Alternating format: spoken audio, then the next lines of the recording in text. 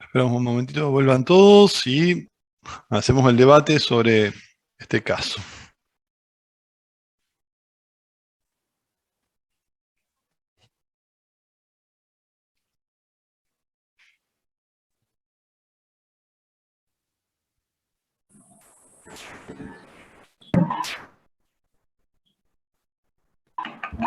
Bueno, bienvenidos todos a la sala principal nuevamente. Estamos viendo la variable canal de ventas y yo les planteo un caso. Una emprendedora comenzó con su negocio, el negocio comenzó a crecer y una alternativa para tener mayor alcance, llegar a nuevos clientes, a nuevas zonas, fue designar puntos de venta y distribuidores. El tema es que todo funcionó bien porque les permitió generar más volumen, pero le creó un conflicto vinculado a los precios, ¿sí? Lo que ocurría es que cada distribuidor marcaba con un margen distinto y eso generó conflictos o quejas. Los que tenían precios más altos se quejaban de que había otros que vendían el mismo producto más barato y eso le impedía vender.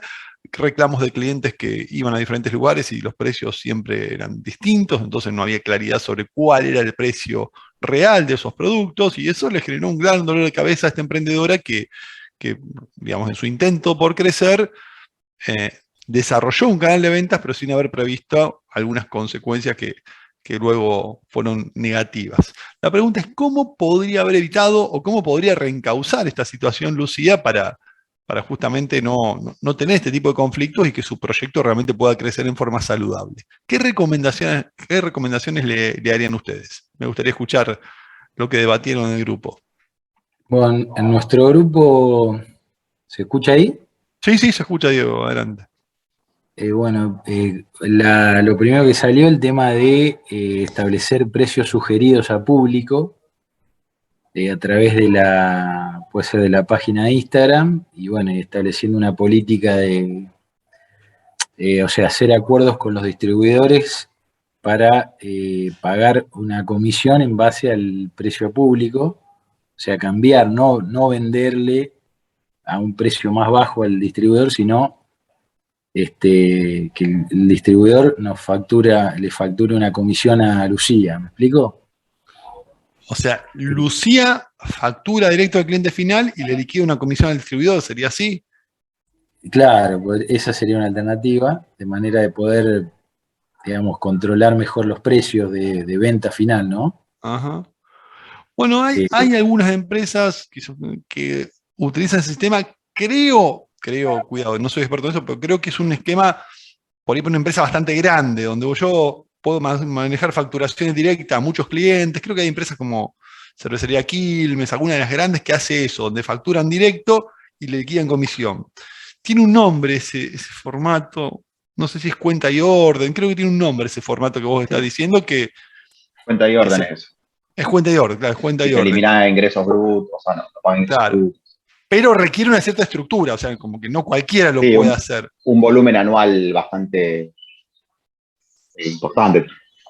Claro. Entonces, está sí, bueno, bueno, Diego.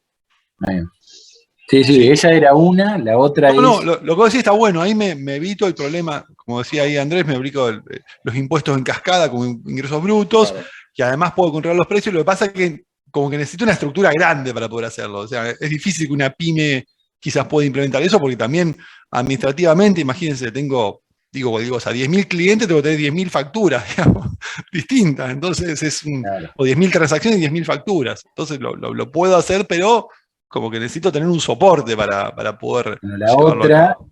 Sí. bueno, descartá esa, descartala. La otra que No, tiramos, pero cuidado, Diego, está bueno lo que vos decís. Es una solución cuando yo tengo una escala de negocio importante y lo puedo llegar a hacer. También sí, acá ahí como no hablamos de tamaño, digamos, bueno, es una del tamaño de la emprendedora, o pyme, sea, pero bueno, ya le estamos viendo mucho entrada. No, bueno, está bien, ven, No, ven el potencial de ustedes.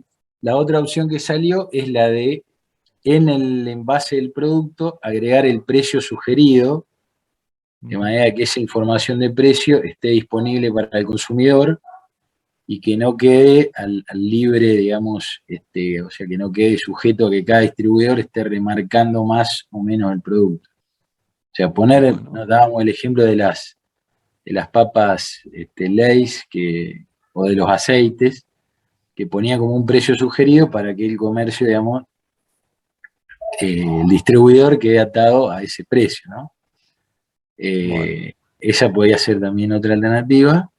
Y después el otro punto que analizamos es el tema de la territorialidad, o sea, de cómo están designados esos distribuidores en las diferentes zonas, ¿no? Que no se superpongan, no tenga uno a 3 cuadras del otro, de manera que el consumidor tenga la oportunidad de comparar los precios por una cuestión de distancias. está bien. Bueno, interesante. Hago un comentario, Diego, lo que vos decías, lo de imprimir el precio en el envase, que de hecho en algunos productos de consumo masivo se suele hacer. Ahí lo que juega en contra es la inflación. O sea, la inflación que tan frecuentemente nos hace cambiar precios, tiene que ser un producto de mucha rotación, donde vos decís, bueno, es un producto que dura poquito tiempo, entonces por más que ponga el precio no me compromete. O sea, pero en productos que por ahí tienen una vida útil un poquito más larga, es complicado porque los ajustes de precios permanentes me obligan a hacer esos cambios. Entonces es difícil por el contexto, pero no es imposible. Ya te digo, productos de alta rotación que son perecederos, lo puedo llegar a hacer. Es una consecuencia de la inflación que tenemos en Argentina. A mí me da mucha envidia porque, por ejemplo, hay países como en Estados Unidos, en algunos casos, en los libros se imprime el precio, en el libro. Es un libro, imagínate un libro, podés comprar, te puede durar 10 años y está el precio impreso, porque no cambia el precio de ese producto. Por supuesto, economías mucho más estables que la Argentina.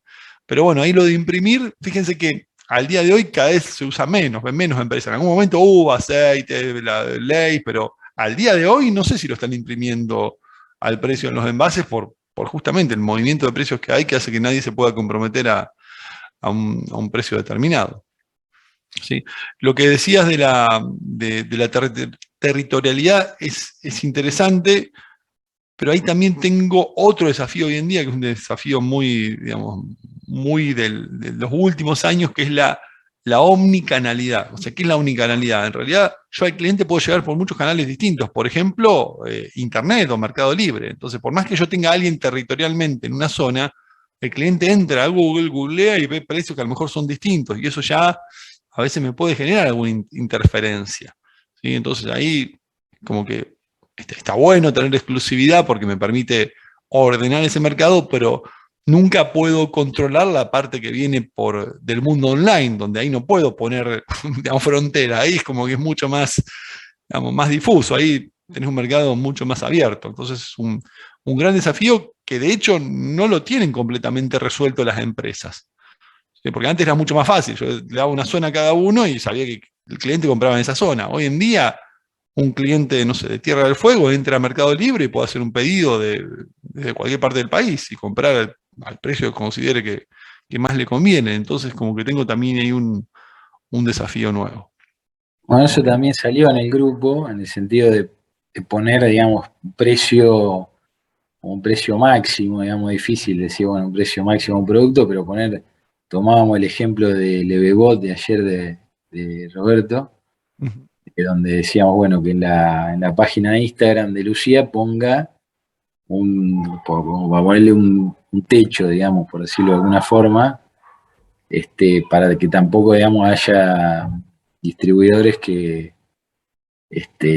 se remarquen demasiado el precio, digamos, que no haya tanta distorsión, en definitiva.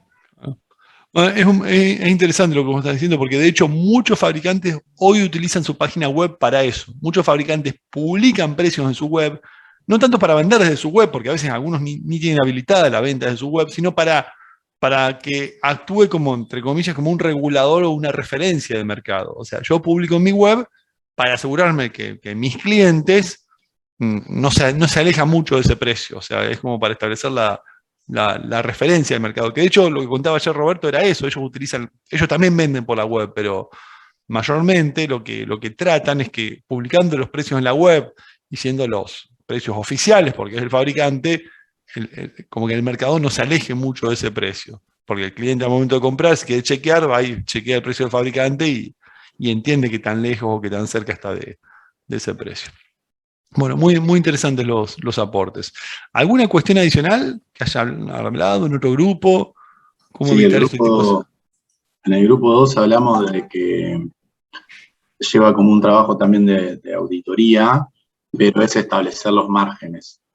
Sabiendo cuáles son los márgenes de cada canal, luego de tu vendedor, es poder establecer, de decirle, tu margen tiene que ser este, por ende vas a tener que venderlo a este precio, o darle un rango mínimo de movimiento, y decir, por ende, vos lo vas a tener que vender a este precio para que tu retail lo venda al consumidor final a este margen, que es lo que debería marcar.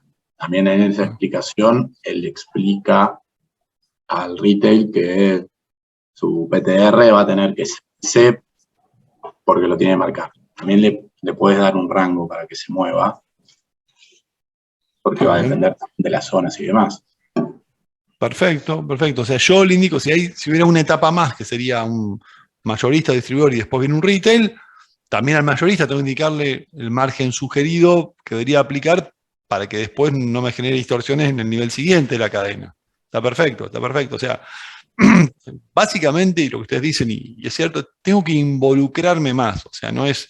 Porque a veces, ¿qué pasa con muchas empresas, sobre todo cuando están recién comenzando sus actividades?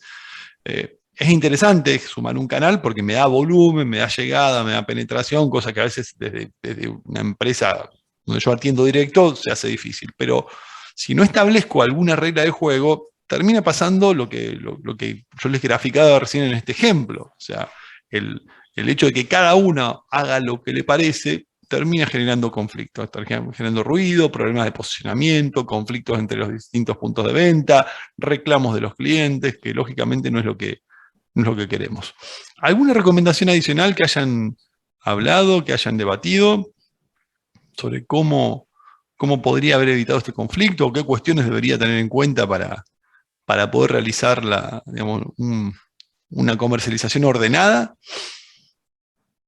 Bueno, vamos a compartir entonces un poquito hablando de este tema, profundizando, algunas mejores prácticas sobre cómo definir precios si yo tengo un canal, o sea, si no llego directo al cliente final, sino que hay alguna serie de intermediarios. Y un punto fundamental es entender dónde comienza la definición de precios. ¿Sí? ¿Cuál es el primer precio que debería definir?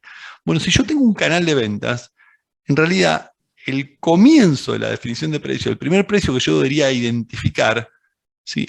Aunque yo no venda al cliente final, es el precio que va a pagar el consumidor final. O sea, el primer precio es el del final. O sea, si yo soy el fabricante, el importador del producto, ¿sí? Lo primero que tengo que analizar es qué precio va a pagar mi consumidor final, dónde quiero estar posicionado. ¿Sí? ¿Por qué? Porque ese precio es determinante de mi éxito en el mercado, porque si el consumidor final no compra, el resto deja de tener sentido, porque es el engranaje que mueve al resto de la cadena. Entonces, lo primero que yo tengo que asegurarme es cuál es